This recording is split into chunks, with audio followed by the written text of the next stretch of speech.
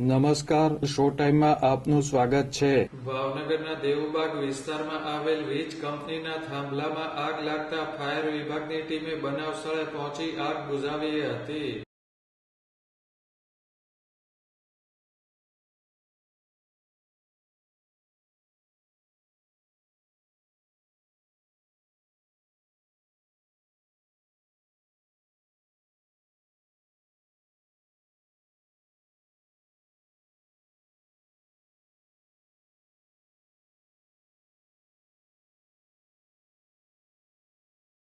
ભાવનગરના દેવુબાગ મહાદેવ પાનવાળા ખાંચામાં ગત મોડી રાત્રિના સમયે વીજળીના થાંભલામાં આગની ઘટના બની હતી.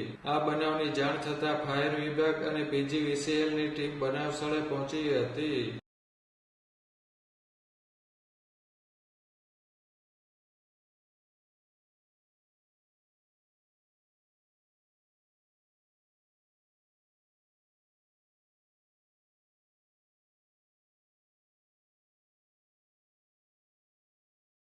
ફાયર વિભાગની ટીમ દ્વારા પાણીનો છંટકાવ કરી આગ બુઝાવવામાં આવી હતી.